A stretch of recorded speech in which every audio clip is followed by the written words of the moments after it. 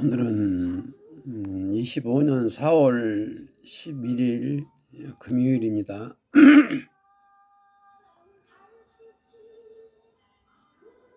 엊그제가 2025년 정월 초하루 같았는데 벌써 4월 그리고 또 11일입니다. 윤석열 파면이 안 된다고 그렇게 우리가 불안 초조했는데 윤석열 파면이 확정되고 이제 일주일이 지났네요. 벌써 참 세월 빠릅니다. 오늘은 날씨가 전부 우리나라가 전체적으로 참 따사로운 날씨 같아요.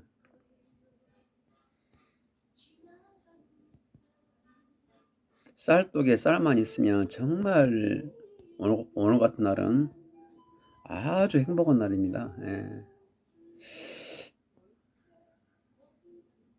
근데 그건 옛말이고 더더군다나 지금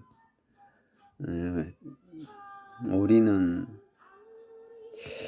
어떻게 참 물질적으로는 분명히 물질적으로는 평화로워졌는데 정신적으로는 굳이 우리가 욕심을 부리지 않음에도 불구하고 상당히 불안의 연속입니다. 이것은 현재 우리나라의 정치적 상황도 맞겠지만은 현대적인 우리의 삶이 약간 좀 과열되어 있다고 저는 봅니다. 가분수 상태죠. 가분수. 그래서 굳이 지금 우리나라가 정치적인 격변 그 내랑 종식이 되지 않고 윤석열이 파면되면 조용히 다 될 줄 알았는데 그 잔당들이 그 불씨가 아직 살아남아서 지금 저항이 심해요. 악랄합니다.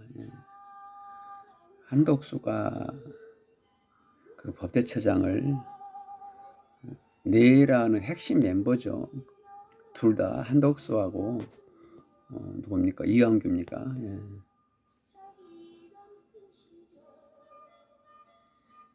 그런 자들이 아직도 저리 앉아가지고 현재 심판을 지명하고 이런 것들이 굉장히 불안정해요. 내 쌀독에 쌀이 있더라도 언제든지 저들이 준동하면은 내 쌀의 쌀독을 도둑질할 자들입니다. 이게 당장 나에게 피해가 없다고 해서 우리가 그것을 무시하면 그건 현대인이 아니죠. 언젠가 나에게 다가옵니다. 그 언제는 모르죠. 근데 그게 나도 모르게 다가온다는 것이죠. 그래서 우리가 여러 가지 정치 시스템을 제도화 해놓는 겁니다. 시스템화. 마치 센서를 걸어놓는 거죠. 윤석열이 그 내란이나 헌법 파괴도 헌법 자체 내 시스템에 걸린 것이죠. 그게.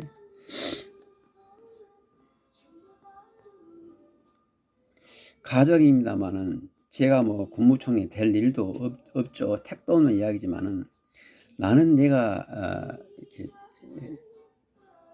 총리를 하다가 대통령이 자기 분을 이기지 못하고 자기 능력 그 외의 어떤 헌법 파괴 행위를 하면은 내가 국무총리면 나는 거기서 뭐 자결은 못하더라도 스스로 사퇴를 하겠어요. 그 내란을 막지 못한 그런 책임을 지고. 근데 그러지를 못할 망정 느글느글 능그렁이처럼 해가지고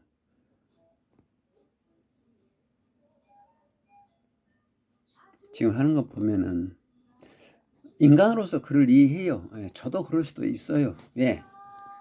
사람이란 자기 배따지에 따뜻하고 좋은 보직에 좋은 급여에 또 좋은 그 명성을 갖고 있으면 누구나 다 그 안정을 희보하지 않습니까? 저 그 마음은 이해해요. 그렇지만은 일국 재상이라 하면 나라를 생각하고 대한민국 지속 가능성에 대해서 고민을 해야 하지 않겠습니까? 저는 그렇게 봅니다.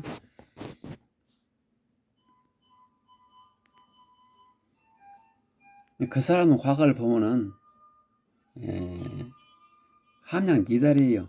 아주 해바라성 그런 인간인 걸 잘 알았어요.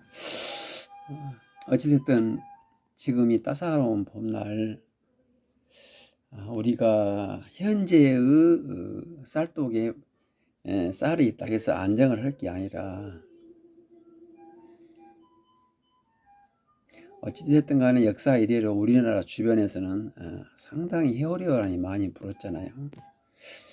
근데 저기 멀리 있는 미국까지도 트럼프가 저 지랄을 하니까 트럼프 요즘 근저 행보를 보면 완전히 양아치 장사꾼이더라고요. 보니까 그 예측 가능 없이 돌발적인 행위를 하면서 반전에 반전을 이루는 것이 나는 이것은 이 하나의 영업의 기법이다 이렇게 말하는 것을 보고 정말 제가 저놈은 언제 죽어도 빨리 죽여야 할 놈이다 이렇게 생각을 했어요. 물론 그렇게 해가지고 미국의 국익이 될 수도 있어요. 근데 얼마나 악랄하고 치졸합니까? 그게 그렇게 하고 얻은 부가 무슨 의미가 있습니까? 그렇게 하고 미국이 예전에 50년대 미국으로 되돌아가서 세계를 거머쥔다고 합시다. 그러고 남은 거이 뭐예요 그게? 아주 인간에 대한 성찰이 전혀 없는 놈입니다. 그놈은. 그런데 당장 미국 현재의 파워를 인정할 수밖에 없기 때문에 세계의 모든 나라들이 전전 긍긍 심지어 중국마저도 지금 어떻게 좀 효율적인 대응보다도 그냥 반사적인 그런 대응만 하고 있다는 것이 안타까운 현실이죠. 방법은 미국 내에서의 트럼프를 처단해야 되는데 모르겠어요.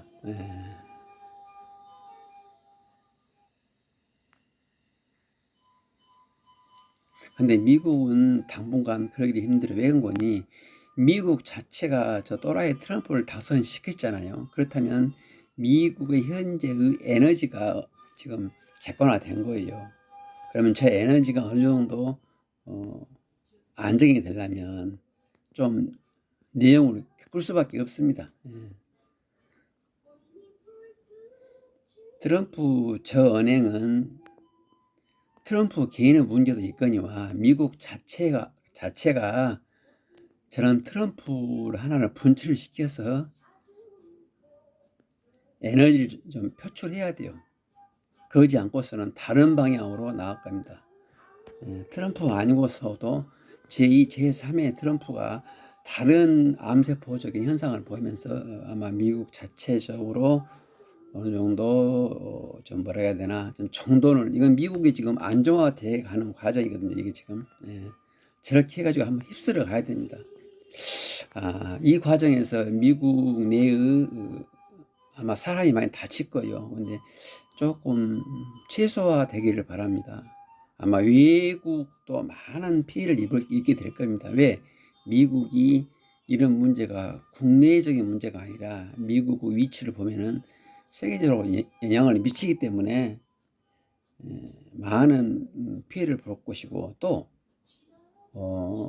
국내 문제를 외국 문제와 관련시켜서 자기의 정치적인 욕심을 추구하려고 하는 것이 트럼프 기본 전략이기 때문에 부득이 외국에서도 피해가 많이 좀 나올 것 같기도 하고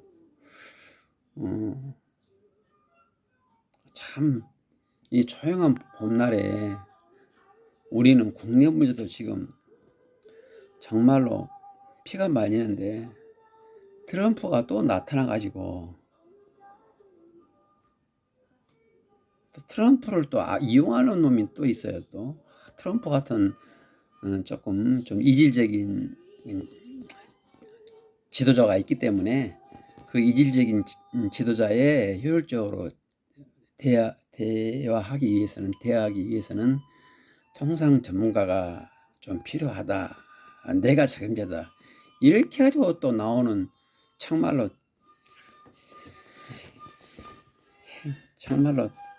말로 표현할 수 없는 그런 또 또라이가 나와요 지금. 저는 여기서 지금 이 조그만 방구석 안에서 6년째 치과하고 있고 세상이 어떻게 돌아간다를 제가 전혀 움직일 수 없는 위치지만은 방구석에서 이렇게 앉아서 이렇게 유튜브로 뉴스를 보니 답답합니다. 저는 뉴스를 안 봐요. 엊그제 윤석열 파면 당할 때 그날 밤만 딱 한 30분 봤습니다. 그 후로 뉴스를 안 봐요. 볼 수가 없더라고요. 나라에 희망이 있어야 보죠. 그래서 안 봤습니다. 이젠 우리가 좀 뉴스가 기다려지고 정말 우리가 북치고 장구치고 신나게 놀면서 우리나라와 국가가 세계 속에 쭉쭉쭉 뻗어나가는 그런 뉴스로 가득 찰 그런 날을 그 흥분 속에서 뉴스를 보는 그런 날이 언제 올지 정말 기대가 됩니다. 살인마 박정희가 정말 살인마죠. 살인의 달인입니다. 그냥 고문의 달인, 살인의 달인. 그런 박정희 때도요, 정말 우리 서민들에게는 어찌됐든 간에 정보가 차단이 돼가지고 우리가 살인마의 본색은 몰라서 그랬지만은 저녁에 뉴스 볼 때 희망은 있어요. 왜? 잘 살아보세. 잘 살아보세. 우리도 할 수 있다. 금연 자조 협동. 그리고 그 매일 수출을 다 그치는 그런 박정희의 모습. 물론 그것은 살인마의 본색을 가리기 위한 전략이었습니다. 나중에 이제 알았죠. 그랬습니다만은 정말 그때 뉴스가 재미있고 으쌰 우리도 한번 해보자 이런 분위기가 많았던 것 같아요.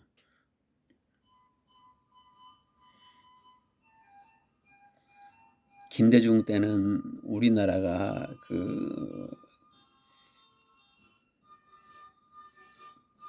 IMF를 탈출하기 위한 피나는 눈물 흘리는 그런 뉴스들, 노무현 때는 우리나라가 민주주의로 좀 더 거듭나기 위해서 발돋움하는 뉴스들, 이런 뉴스가 얼마나 우리에게 흥분을 줬습니까? 근데 그 다음부터 뉴스는 흥분이 없어요. 흥분이.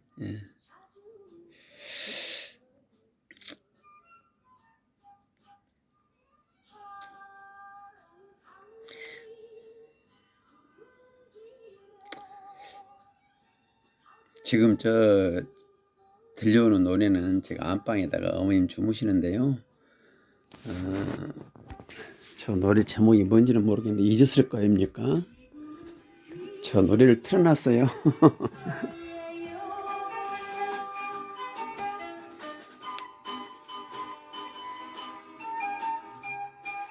아침에 이 노래가 브랜드 생각이 나가지고 지금 반복 설정해가지고 무한 반복 해가지고 노래를 듣고 있습니다.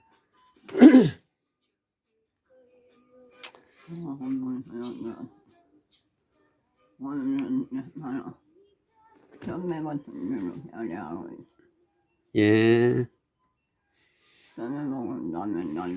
예. 이거 비기 하나 빼자. 하나, 둘, 셋. 옳지.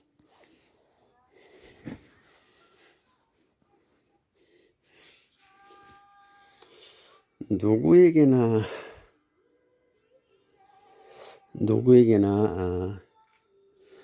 첫사랑은 있고 짝사랑은 있겠죠.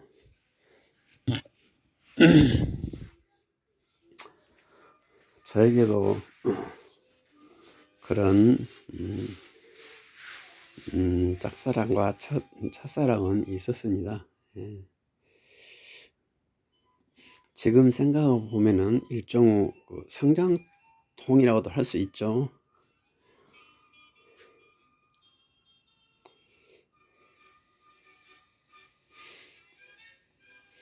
짝사랑이야, 아니 첫사랑이야. 제가 헷갈리네요. 짝사랑은 누구로 다 해봤겠죠. 그렇지만 뭐 짝사랑은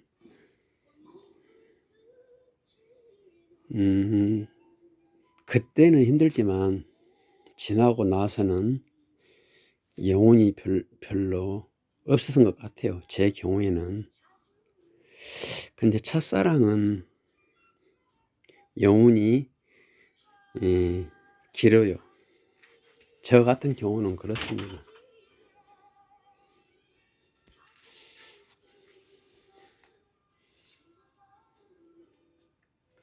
영혼이 길고 세월이 갈수록 그 골이 깊어지고 강렬합니다.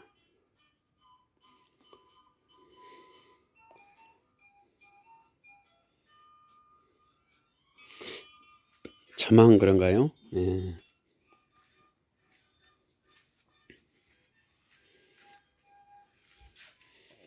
어머님께서는 지금이 1시인데요. 11시에 일어나셔서 한 서너 수저 드시고 지금 주무시고 계시는데 2시 반? 3시쯤에 그때 다시 한번 시도를 해볼까 그래요. 식사가 어머님 하루 일과거든요. 식사를 잘 하셔야 제 일상이 좀 포근해집니다.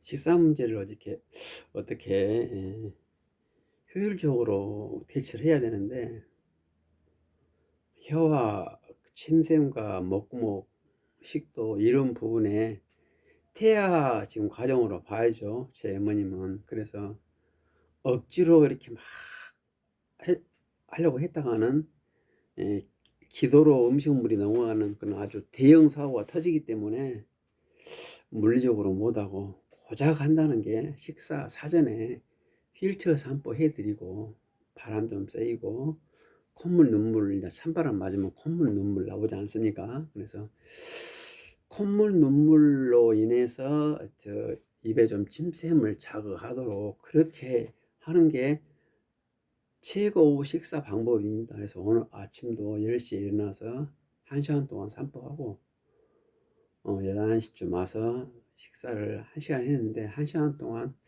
아마 5수저 못 드신 것 같아요. 한 3수저. 그리고 도저히 안 돼요. 입에 떠들이면 다 옆으로 흘러버려요. 다 흘려버려요. 그래서 이제 2시 반이나 3시 그때는 좀 드세요. 제 경험상.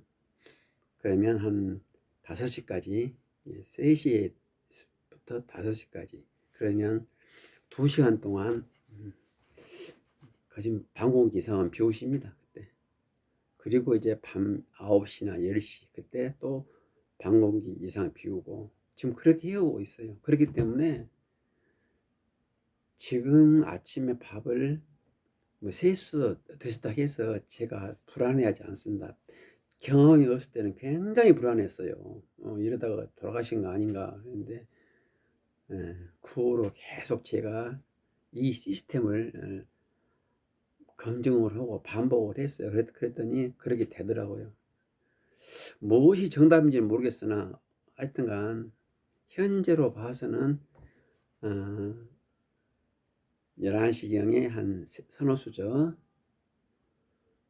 3시경에 반 공기 그 다음에 9시경에 반 공기 이렇게 지금 거진 정착화 되고 있어요. 근데 이러기 위해서는 그 말만 들으면 그거 뭐 하찮은 거 아니냐 당연한 거 아니냐 그럴 수 있는데 점심이나 저녁 때 반 공기를 드시기 위해서는 부단한 사전 작업이 있어야 되죠. 이제 그게 그 휠체어 산보를 하고 도중에 주물러 드리고 관절 운동 해드리고 뭐 그런 것입니다. 그게. 근데 그 쉽지만 않더라고요, 보니까.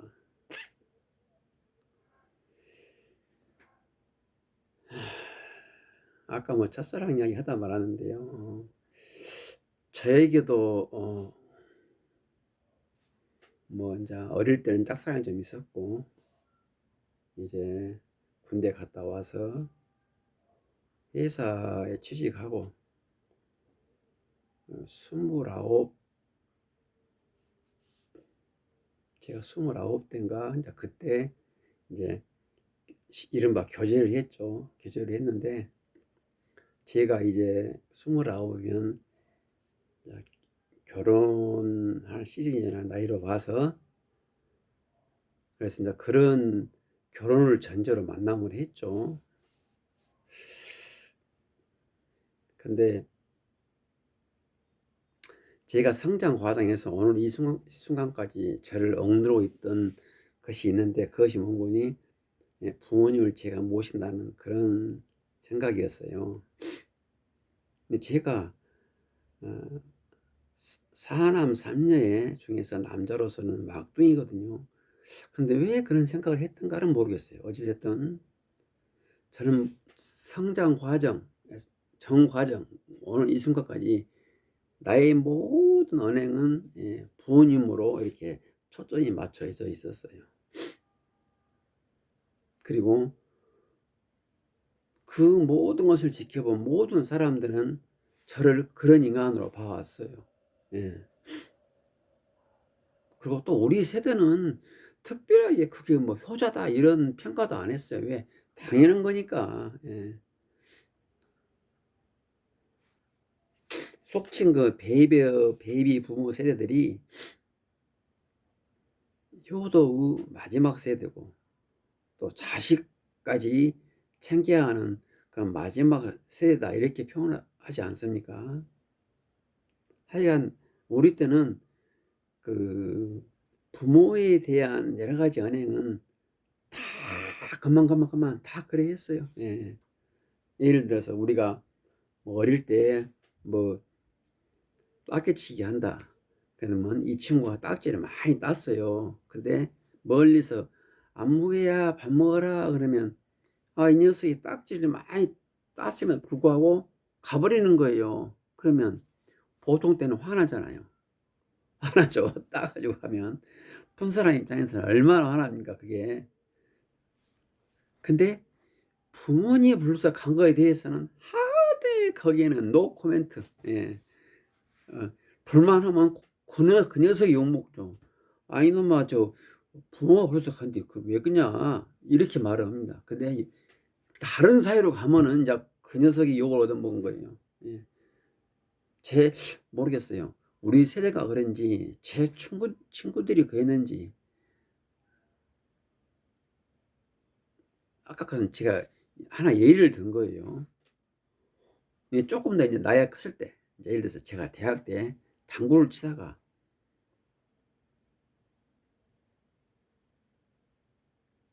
당구를 치면 솔직히 뭐 게임비 내기 뭐 밥 사기 많이 하잖아요. 근데 이제 계속 치면은 계속 해요. 근데 이 녀석이 전화 받고 야 우리 저 어머니가 지금 뭐라 하는데 나 가야겠다 그러면 아무리 내가 게임에 져가지고 한번 이기려고 실룩실룩 하면서 기를 쓰고 하는 판에 그 녀석이 떠나더라도 거기에 대해서는 전혀 분함이 없고 감정의 변화가 없어요. 예, 모르겠어요. 저희 친구들은 다 그랬어요. 정서원 하면 야, 그 어머니가 어떤 상황이냐 한번 알아나 보고 좀만 더 이따 가거라 뭐 그렇게 해가지고 달래긴 했어도 퀴대 바로 놓고 가버려도 특이하게 거기에 대해서 싸가지 새끼 지가 좀 이겼다고 재미 좀 봤다고 가네 이렇게 말을 안 한다 그 말입니다. 예. 왜? 부모님의 명령이니까. 예. 부모님의 명령은 논리도 따지지 않고 뭐 원리도 안 따지고 그저 부모님 말은 그저 법이에요. 예. 그렇게 그런 세대이기 때문에 제가 특별하게 모든 나의 어떤 인생의 전략을 부모님께 세팅한 거에 대해서 특별히 제가 뭐 저 녀석 별난 놈이다 그런 평가를 안 받는데, 이제 제가 회사 다니면서 그때 우리 회사에서는 뭐 가족과 같은 모임을 하는 그런 프로그램이 있었어요. 근데 그때 우리 아버님이 80 한 3세 때 제가 아버님을 모시고 오니까 전부 다 놀래더라고요. 네. 다 놀래요.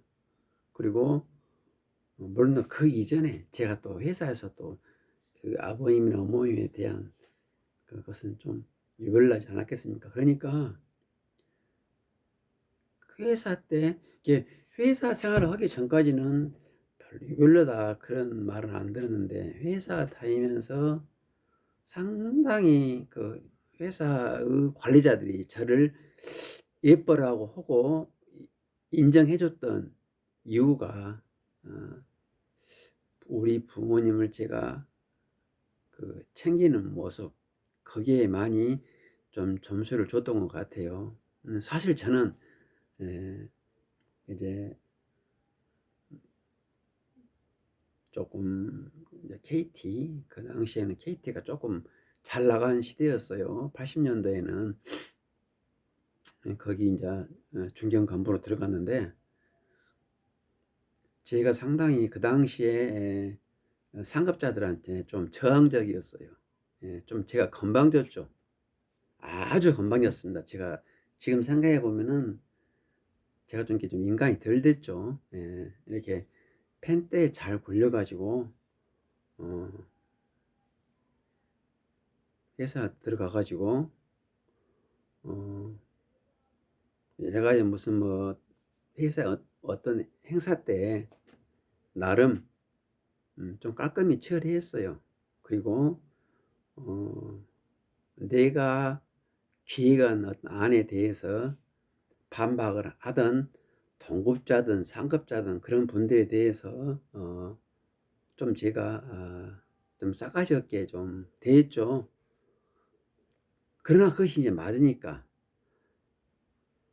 저 위에 높으신 분들은 저를 예쁘라 했는데, 일부에서는 또 그나마 또 저를 시기 질투하는 세력이 있지 않겠습니까? 그런데 제가 부모님을 모시는 그것을 보고 그분들은 마저도 저를 그렇게 나쁘게 생각하지 않았음을 제가 기억이 생생합니다. 회사에서 이제 부모님을 모시고 어떤 행사를 한데,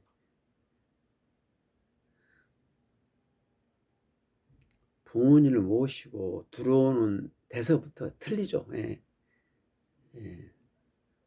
틀려.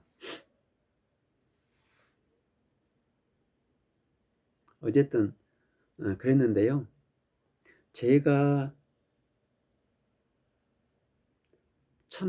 여자를 처음 만났을 때 어느 정도 이제 남녀 관계가 이제 진전을 이루잖아요. 그럼 제가 그때 부모님 문제를 이야기를 했죠. 그런데 그때 그 여자가 저 첫사랑이죠. 부모님 문제에 대해서 약간 제가 말을 꺼냈는데 소극적으로, 이제 거부는 아니고 소극적으로 말을 해서 저는 그때 그렇구나. 저는 그 여자를 사랑을 했어요. 무척 사랑했는데 부모님 문제를 제가 꺼냈을 때 소극적으로 답변해서 저는 아무런 감정의 변화가 없었습니다. 왜 그런 거니? 내가 그 여자를 향한 열정을 10으로 한다면 제가 부모님을 향한 열정은 뭐, 만, 10만이라 할까요? 감히 비교 불가죠. 그래서 정말 내가 그 여자를 사랑하고 그리워하는 마음이 10도 대단한 거죠. 저로 봐서는 대단한 거예요. 보통 사람을 그리워하는 것이 뭐 일이나 인데 제가 그 여자를 사모하는 마음이 10이면 그마저도 대단한데, 아니 그렇게 사랑했던 사람이 제가 부모님 문제를 언급하니까 같이 살 수도 있다, 모실 수도 있다 그랬을 때 약간 좀 긍정적인 답이 안 나올 때 제 마음은 그 평화로웠어요. 왜? 저는 제 부모의 어떤 취지에 반하는 그 어떤 것도 저는 아무런 가치를 주지 않았어요.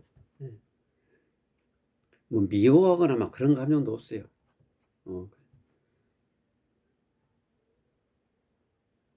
지금 제가 뭐 세세히 이렇게 말은 못 하겠습니다만은, 그리고 나의 이런 행동은 다른 방면으로 엄청나게 표현을 했죠. 그분들을 그런 방면들을 제 주변에 저와 같이 저를 지켜본 사람들은 지금도 많이 회자하고 있어요. 예컨대 이제 버스를 타잖아요. 버스를 타면은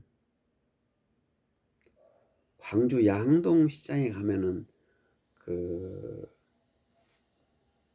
바구니 장사가 그때는 많았습니다. 70년대에는. 그럼 양동시장에서 도매로 할머니들이 물건을 받아가지고 그때 광주에서 그 6번 버스가 있는데 6번 버스가 어디를 가는 거니? 광주 동신고등학교 거기에 그 말바오 시장이라는 게 그때 막 초창기였을 거예요. 말바오 시장, 서방시장이 있는데 거기까지 버스를 타고 가서 거기서 이제 소매를 파는 할머니들이 그때는 굉장히 많았어요. 그럼 이제 아침에 저는 학교 가려고 6번 버스를 타잖아요. 근데 그 6번 코스가 광주 분들 아실런가 모르겠습니다만은 중고등학교 몇 개를 거쳐요. 그러니까 6번 버스는 10,000원 중에 초만원입니다. 또 고등학교 애들도 학교 빨리 가잖아요. 도매하는 할머니들도 빨리 가요. 그러니까 이제 양동시장쯤 오면은 차는 거진 뭐 이미 꽉 찼고, 어느 정도 꽉 차느냐 그게 문제인데,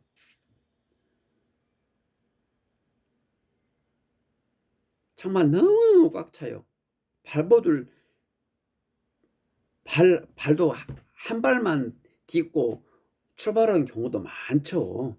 그 정도로 많이 타는데 할머니들이 꼭그 플라스틱 바구니에 넣어가지고 그 차 탈라 그러니까 참 제가 봤을 때는 대단해요. 사람도 타기 힘든데 많은 버스 안에서. 그런데 이제 차가 워낙 많아서 그냥 그 뭡니까 저 양동 시장을 사람 한두 명 태우고 출발하는 것은 제가 이해는 했어요. 근데 그날 제가 이제 사고를 한번 쳤는데 그날은 조금 여유가 있었어요. 큰 바구리 든 할머니들이 모여도 한 4분, 5분은 탈 수 있을 정도로 그런 상황이었는데, 이게 할머니들이 한 5명 있으면은 중고등학생은 한 10명이 있는 거예요. 그 차를 타기 위해서. 근데 차는 아무래도 조금 이제 여유는 없죠. 그러나 4분은 탈 수 있다 그 말입니다. 그 바구니까지 포함해서. 근데 이제 버스가 양동 시장에 딱 정차하니까 할머니들이 버스 문을 향했어요. 그때는 앞으로 타고 뒤로 내려오고 이런 때거든요. 앞으로 막 와요. 그러면 그 무거운 짐을 지고 할머니들이 이렇게 막 뛰어올 거 아닙니까? 갖고 차가 서면 거기에 툭 짐을 그냥 내려놔요. 그러면 문을 열어줘야 되잖아요. 근데 이 기사가 문을 안 열어줘요. 그러다가 앞으로 한 5m 전진을 하는 거예요. 그러면 할머니들은 또 그 짐을 지고 또 이렇게 하고 또 딱 와요. 근데 또 앞으로 가더라고. 그 버스 기사가. 그러니까 할머니들이 이제 쉽게 못 오는 거요. 힘도 없고 무겁고. 근데 이제 중고등학생들은 빨리 오잖아요. 아니, 결국은 할머니들은 한 명도 못 타고 중고등학생들은 이제 열 몇 명 탔을 거 아닙니까? 그때 제가 운전석 바로 뒤에 있었어요. 저는 그때 한 21살 됐겠죠. 근데 그 택시 기사분은 한 못돼 보여도 한 50살은 되셨겠죠. 제가 그때 그랬어요. 딱 이렇게 했습니다. 야, 호로 쌍놈 새끼야. 너는 엄마가 없냐? 예, 딱 이렇게 말했어요.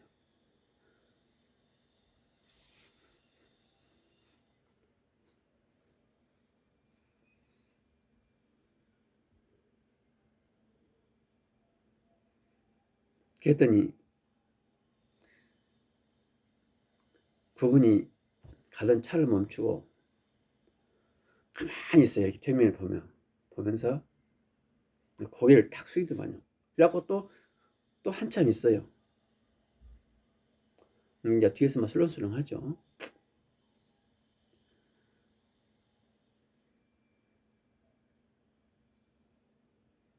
택시 기사는 저를 뒤돌아볼 생각도 안 하고 가만히 있는 거예요. 근데 그만 했더니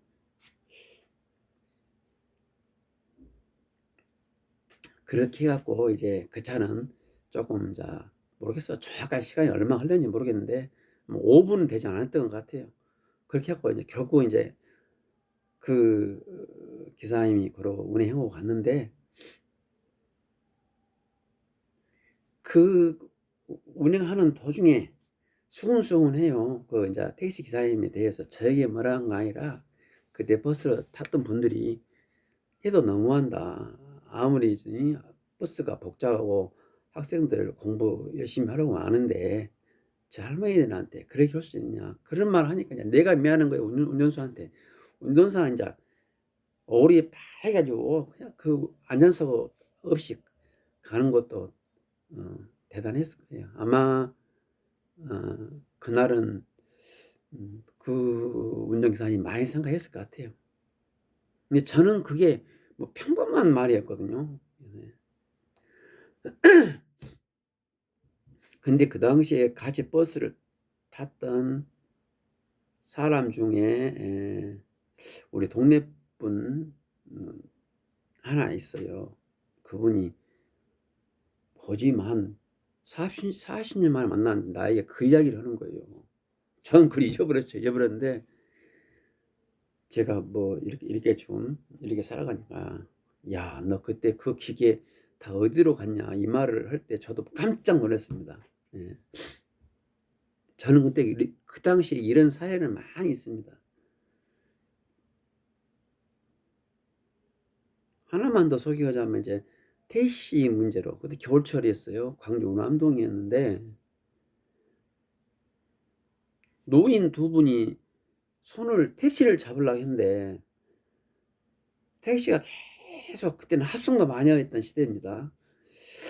택시를 이렇게 안 서요. 계속 한 사람 손드는 데만 이렇게 택시 손님을 태우고 가더라고요. 쟤는 이제 버스 타려고 기다리고 있었는데 근데 그 시간 그때 날씨가 추웠어요. 바람도 많이 불고 그래갖고 제가 지켜보다가 이제 세 번째 그 할아버지 할머님들이 택시를 놓치고 손해도 안 서요. 이렇게 젊은이들 하나 있으면 얼른 태우고 가고 또 합성하려고 그런 시대였어요. 네 번째 오는 사람은 내가 어떻게 하려고 일부러 이제 그쪽으로 이동을 했죠. 해가지고 역시나 택시 오니까 할아버지가 혼자 딱 이렇게 손을 흔대요. 할머니는 한 1m 옆에 놔두고 택시가 섰어요. 그래가지고 할머니랑 같이 타려고 하니까 택시가 또 승차 거보고 출발하려고 해요. 그때 내가 택시를 문자를 발로 찼죠. 근데 나 그렇게 택시 옆에 문자에 그 힘이 없는 줄 몰랐어요. 푹 들어가던데요. 그래서 내가 바로 택시 탔어요. 이게 앞쪽 문이 들어갔으면 문을 열리더라고요. 들어가 탔죠. 당신 왜 저 할아버지 할머니한테 승차 거부하냐? 할아버지 타세요. 하고 탔어요. 그러다 이제 그 기사님이 출발을 안 해요. 왜 문을 찾려고 그래? 그래서 오늘 내가 잘못했으니까 내가 발로 문짝을 찼다. 잘못했다. 다만 내가 비용 100% 변상해 주겠다. 가장 가까운 경찰서나 파출소로 가자. 나 얘기했어요. 그분한테. 그러니까 그분도 고개를 푹 숙이더라고. 그분도 택시 기사님도. 그러면서 나한테 하는 말이 왜 저한테 그러세요? 그러더라고요. 나한테 말을 올리더라고요. 그때 좀 잘못됐는데. 그때는 저 회사 다닐 때예요. 아니 내가 기사님한테 그런 게 아니라 어쨌든 간에 가장 가까운 파출소나 경찰서로 가자. 내가 변상하겠다 이랬어요. 어쩌라 제가 화가 안 걸려. 보고 있노라니 너무 화가 나더라고. 그래서 그랬더니 기사님이 그것도 한 그때 막 난리 났죠. 그 출퇴근 시간에 그러고 차는 출발을 하지 않고 그 내가 차를 발로 차버렸으니까 푹 들어가고 그러니까 막 주변에 사람들 막 있는데 그 택시 기사님도 출발을 안 해요. 그러면서 한참 생각하더니 알았습니다. 제가 잘못했습니다. 내리세요 이러더라고. 근데 여기까지 있는데 뒤에 또 할머니 막 우세요. 막 울어. 아유 젊은이 됐다고. 그러면서 막 그래요. 그래서 내가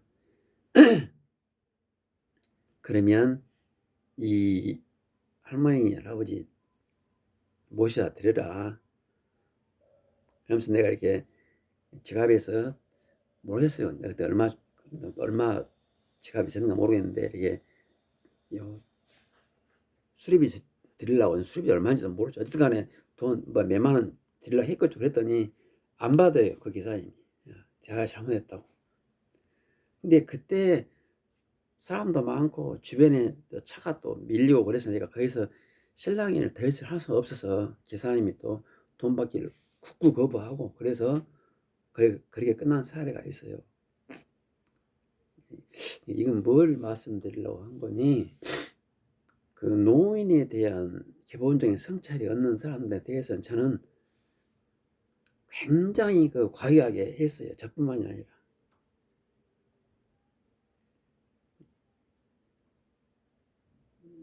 저한테도 저는 그걸 엄했습니다. 장모님 또 뭐라 하시나요?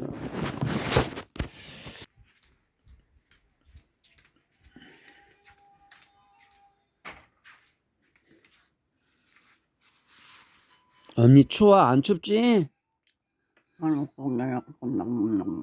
음,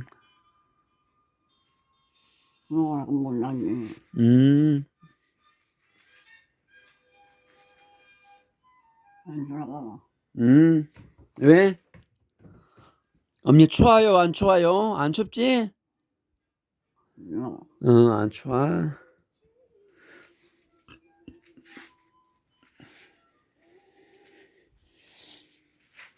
지금 방석에 비계 3개를 이렇게 해놔가지고 목하고 각도가 어느 정도 너무 또 가긴 있으면 내가 하나 뺄게요. 언니 베개 하나 빼자. 옳지.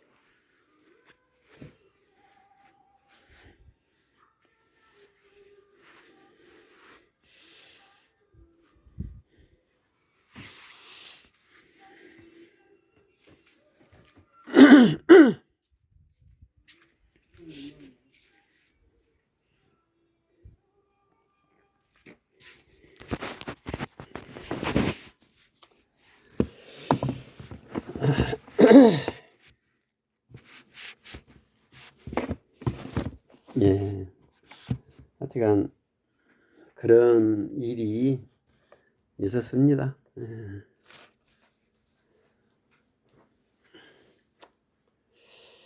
그랬던 저이기 때문에 그 나의 첫사랑 되시는 분이 우리 부모님 문제를 내가 했을 때 뭐 쌍손을 치면서 환영하지는 않겠지만은 그런 거 바라지도 않았지만 그렇게 할 일도 아니고 약간 소극적인 반응이 보이길래 저는 그냥 차분했죠. 그런데 이제 그 다음 만났을 때 또 그 얘기가 나왔는데 그때도 약간 소극적이었고 근데 이제 한 몇 달 지나서는 이제 그 나의 첫사랑이 우리 부모님을 모실란다 같이 살란다 그 말을 해요. 근데 그 과정에 저는 이제 열정이 식어버렸죠. 예. 열정이 이제 식어가지고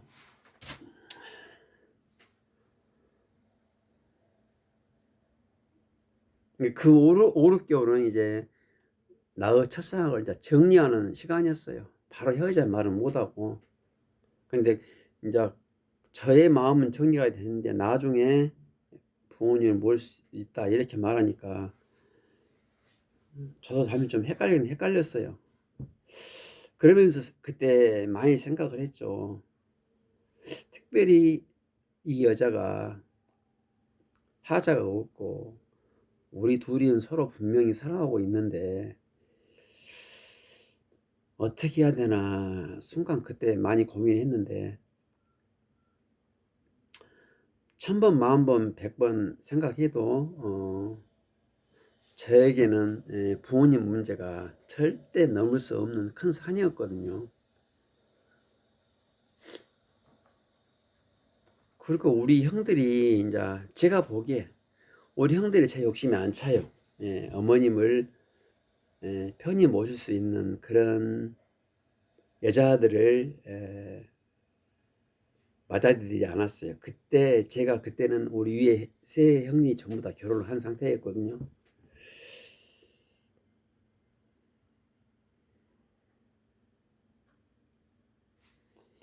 제가 보기에 다 어느 부모나 마찬가지겠습니다만 우리 부모님은 특히나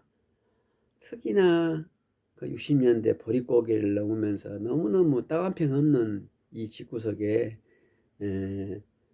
칠라면을 키우면서 그 절대적인 기하선상에서 목숨을 담보로 우리를 키워냈는데 형들이 그 부모님에 대한 태도를 보면은 제가 보기에는 아니에요. 그래서 더더욱 저는 이제 부모님을 제가 모셔야 된다 그런 생각 강박관념에 쌓여져 있었는데 나의 첫사랑은 정말 얼굴도 고와요. 예쁘고 집도 부자고 또 인맥도 좋고 또 나의 첫사랑이 되는 그분은 또 이렇게 예쁘게 자랐어요. 예쁘게. 저는 아주 천박하게 자랐습니다. 정말 천박하게 자랐어요. 예. 굴러다니는 돌처럼 저는 자랐죠. 그렇기 때문에 예. 그 어떠한 천박함도 저는 받아들이고 그 천박함 속에서 아름다운 꽃을 피울 수 있는 그런 것에 훈련이 돼 있단 말입니다. 근데 나의 첫사랑은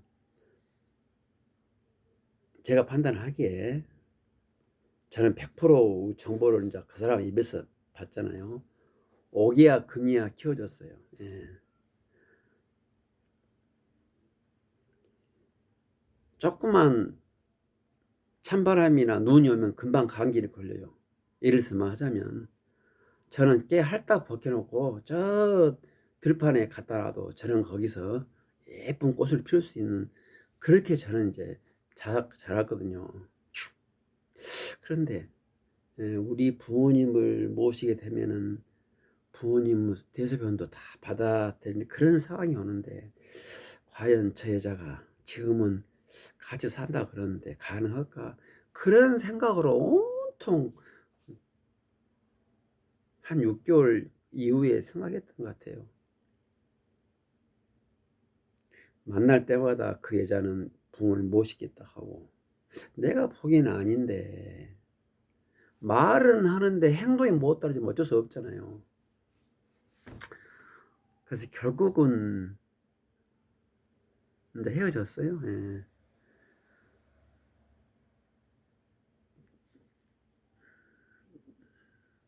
어려운 결정이었죠. 저는 그 여자하고 이렇게 처음이자 마지막으로 될 줄 알고 그렇게 생각을 했어요. 저는 그렇게 처신했고,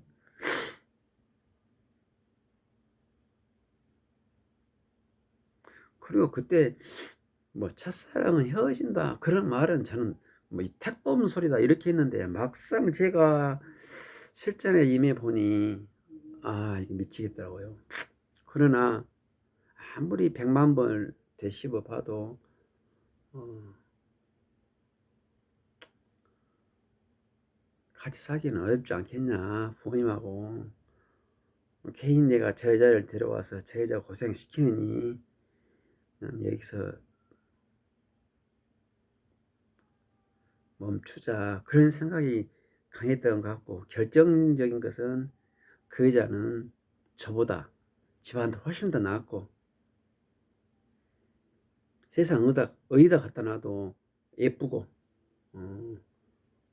경제적으로 더 낫고, 굳이 내가 아니라도 저 여자를 행복하게 할 수 있는 사람은 있을 것이다, 그런 생각이 딱 드니까 제가 조금 마음의 정동이 빨랐어요.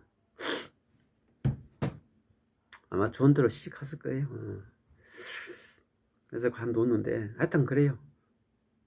그런데 요즘 들어서 이제 아까 말씀드린 잊었을 거예요. 저 노래가 이제 많이 제 뇌를 때립니다. 그것은 제가 뭐 그 여자를 그리워하거나 뭐 보고 싶다거나 그걸 떠나서, 사람이 한번 우주에서 지구로 날아와서 이제 제가 이제 돌아갈 때가 이제 서서히 다가오고 있잖아요. 이제 저도 이제 60대 중후반이니까, 그러니까 정리하는 차원에서 이렇게 생각이 나긴 납니다. 우리가 생명은 두 개가 아니고 하나잖아요. 하나의 생명이 지구에 와서 살아감에 있어서 대체 불가능한 이 한 번의 삶을 참 후회 없이 산다는 거에 참 얼마나 힘든지 지금 많이 느껴요. 저는 결혼을 2번 한다는 사람은 모르겠어요. 제가 모르겠습니다만은 아직까지 난 그 사람을 짐승으로 보거든요. 저는. 네.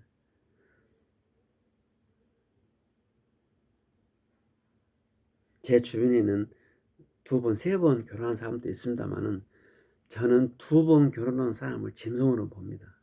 저는 그래요. 아직까지 내 사고가.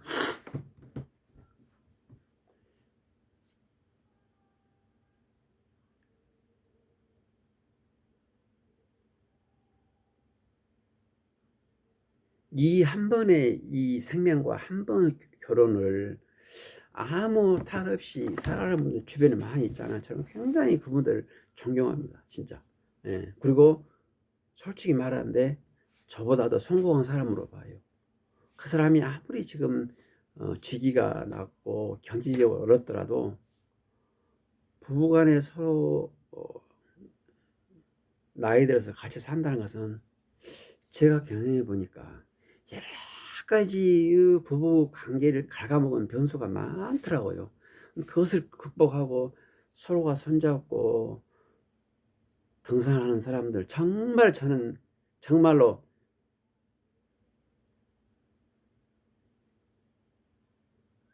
하나도 거짓말 없이요. 정말 저는 그분들 내 앞에 지나가잖아요. 그러면 고개를 숙입니다. 이렇게. 예.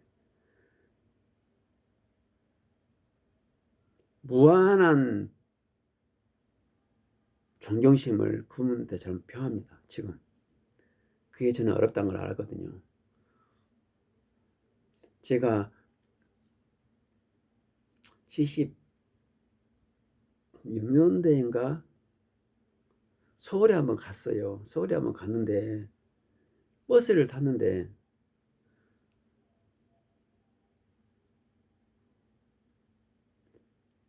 경기고 학생이 딱 버스를 타더라고요. 그 당시에는 천호동 그쪽이었던 것 같아요. 그때 막 전부 그 뻘 마시고 막 파시고 그런 때였는데 제가 경기고 이게 교복입은 학생이 딱 올라오는데 제가 고개를 못 들었어요. 예.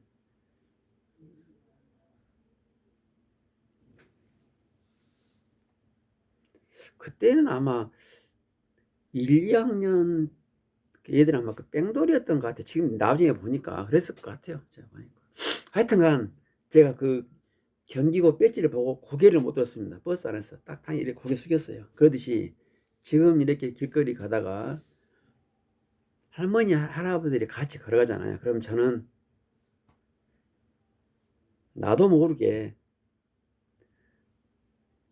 발걸음을 살짝 죽이면서 고개를 숙입니다.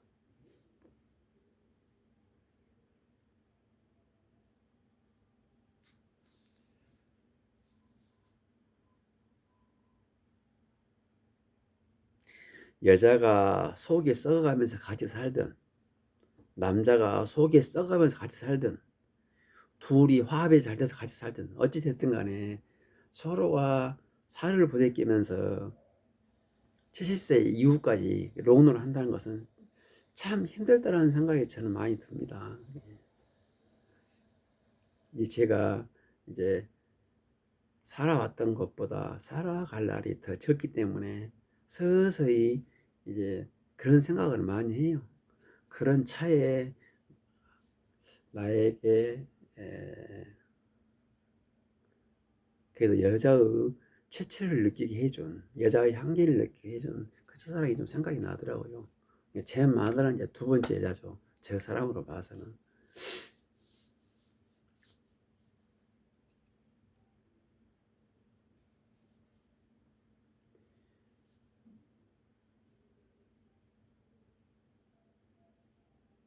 근데 저 노래가 상당히 이게 100번, 1000번을 들어도 질리지가 않네요. 예. 저 지금 백남옥, 아니, 누구더라? 가수 이름 잊어버렸네요. 잊었을 거예요. 저 노래가 참 명곡이에요. 지금 보면.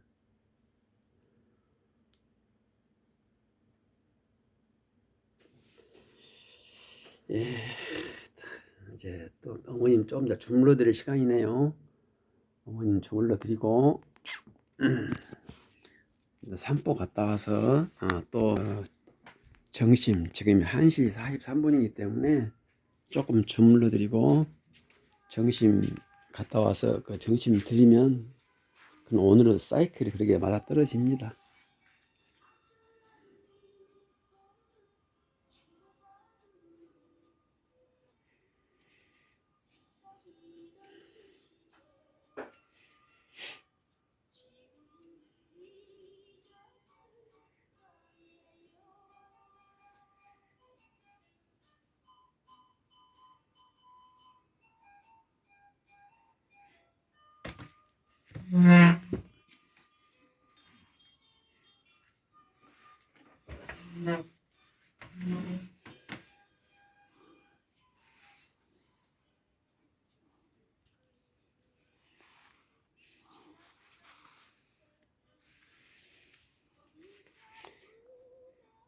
지금 주무시지 않고 있어요. 제가 손을 잡아드리거나 얼굴을 만지면 굉장히 좋아하십니다.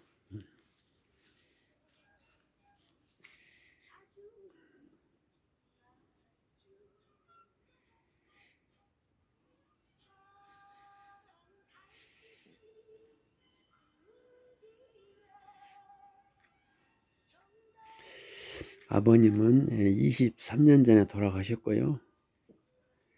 제가 어머님을 이렇게 모실 수 있는 것에 저는 엄청나게 감사하고 있습니다.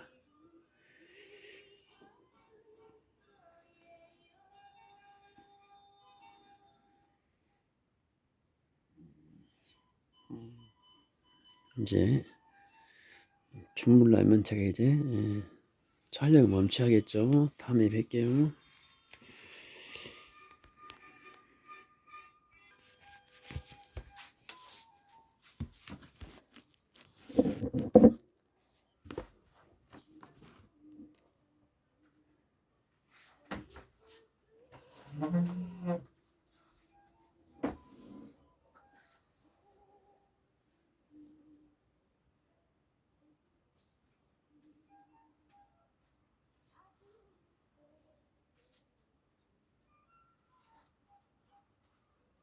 가만 있어. 언니 가만 있어봐. 이렇게 언니 주물러 줄게. 가만 있어. 주물러 주자. 가만 있어. 가만 있어.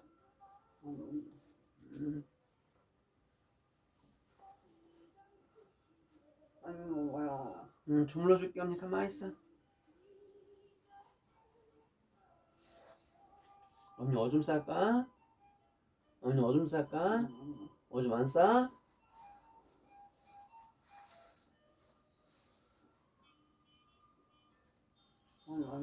가만 있어. 가만 있어. 하나 둘 하나 둘 하나 둘 하나 둘 하나 둘 하나 둘 하나 둘 하나 둘 하나 둘 괜찮아. 해야 돼. 이렇게 해야 돼. 언니 이렇게 운동해야 돼. 하나 응? 아파? 하나 둘 운동해야 돼. 하나 둘 하나 둘 하나 둘 하나 둘 하나 둘 하나 둘 하나 둘 하나 둘 둘 좀만 더 자. 언니 10번만 더 자. 10번만 더 10번만. 하나 아파 둘 아파도 해야 돼. 아파도 해야 돼. 셋 넷 다섯 여섯 일곱 여덟 아홉 열 다 했다. 이제 연호 언니 다리 한번 하자.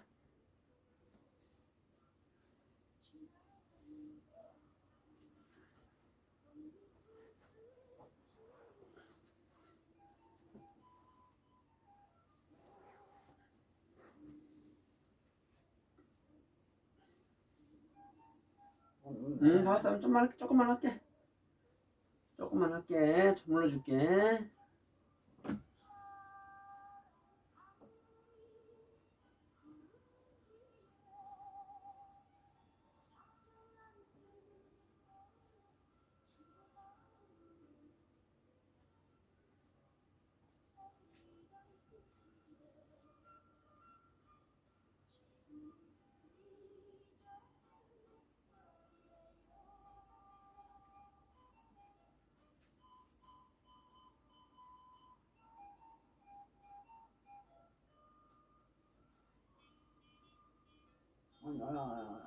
가만 있어. 가만 있어.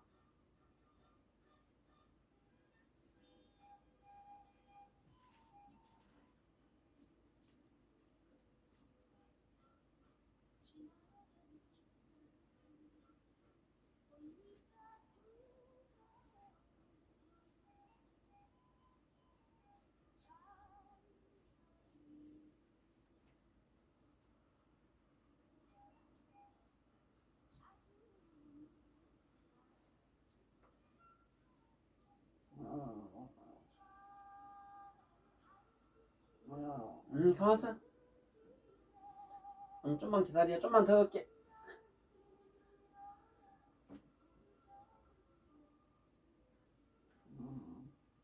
다 했다. 다 했다.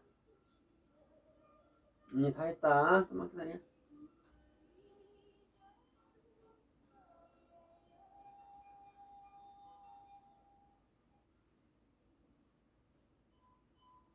자, 좀만 하고 그냥 주물러야지. 자, 언니. 자, 시작해 보자.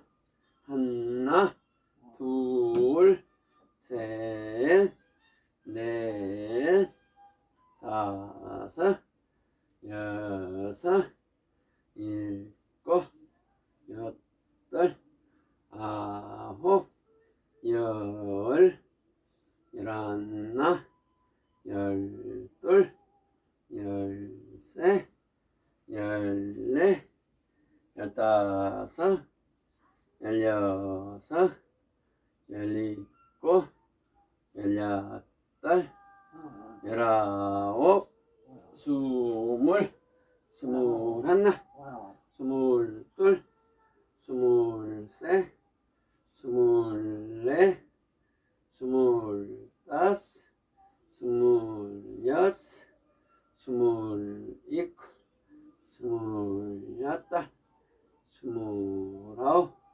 서른, 서른하나, 서른둘, 서른셋, 서른넷, 서른다섯, 서른여섯, 서른일곱, 서른여덟, 서른아홉, 마흔, 마흔하나, 마흔둘, 마흔셋, 마흔넷, 마흔다섯, 마흔여섯, 마흔일곱, 마흔여덟, 마흔아홉, 쉬운, 쉬운하나, 쉬운둘, 쉬운셋, 쉬운넷, 좀만 더 하게.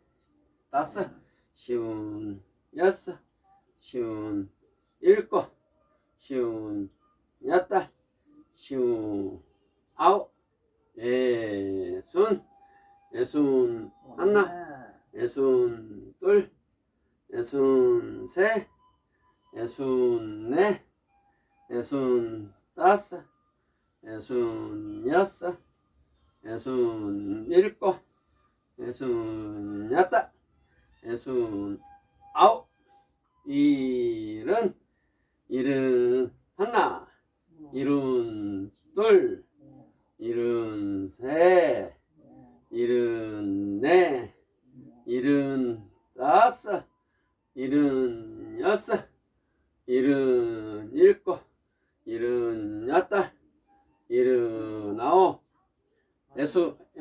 여든, 여든하나, 여든둘, 여든셋, 여든넷, 여든다섯, 여든여섯, 여든일곱, 여든여덟, 여든아홉, 아흔. 이제 10번 남았네.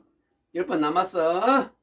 하나, 둘, 셋, 넷, 다섯, 여섯, 일곱, 여덟, 아홉, 열. 이제 그만하자. 이제 이리 눕자. 아이고 허리야. 아이고 허리야. 좋게 해줄게. 좀만 기다려.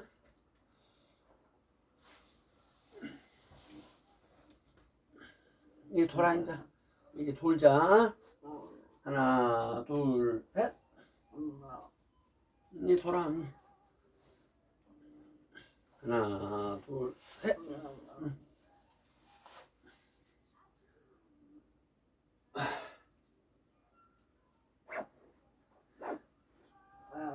가만히 있어.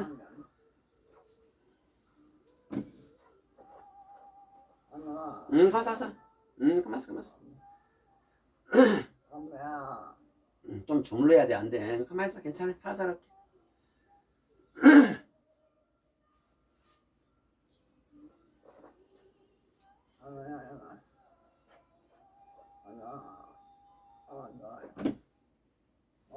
가만히 있어. 안 돼. 가만히 있어.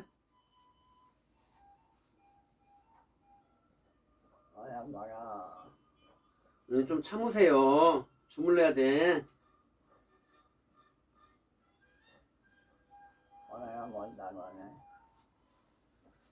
어쩌나야. 많아. 다 했다. 다 했어.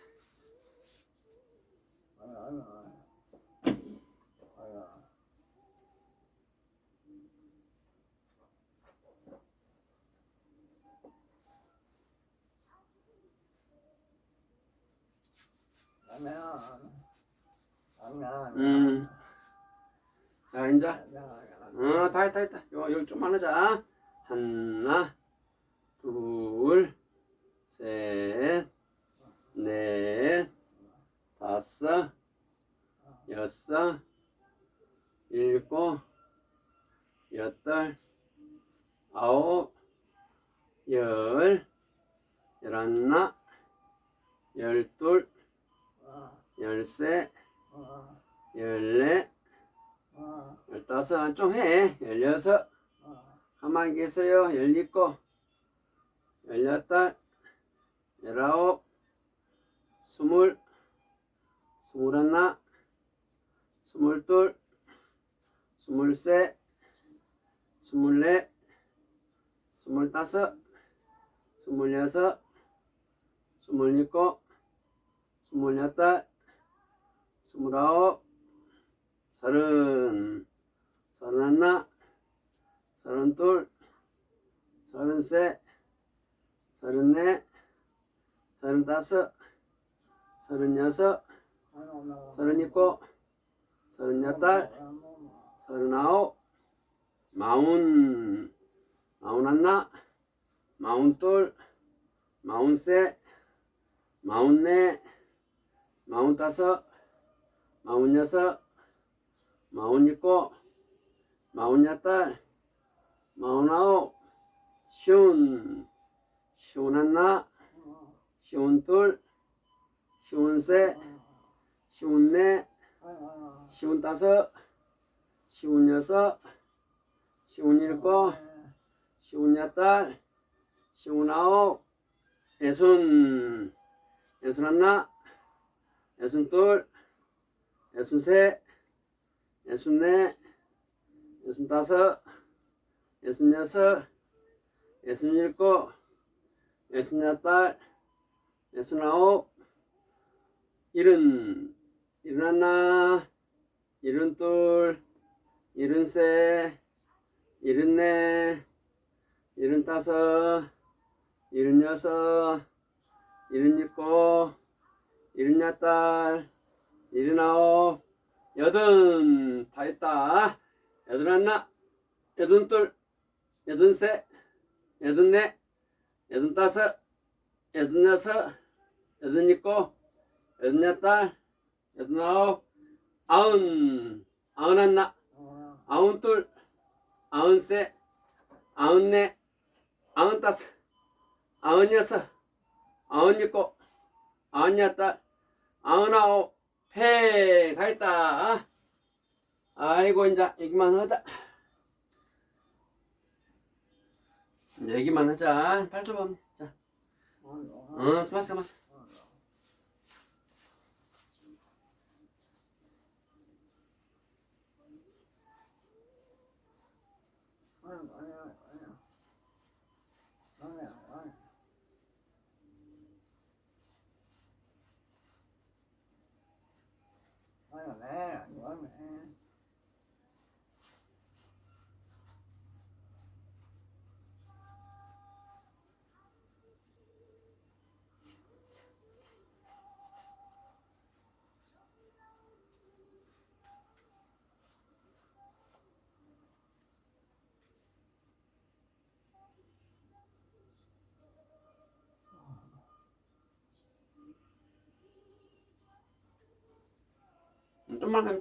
좀만 하게. 하나, 둘, 셋, 넷, 다섯, 여섯, 일곱, 여덟, 아홉, 열, 열하나, 열둘, 열셋, 열넷, 열다섯, 열여섯, 열일곱, 열여덟, 열아홉, 스물, 스물하나, 스물둘, 스물셋, 스물넷, 스물다섯. 그만.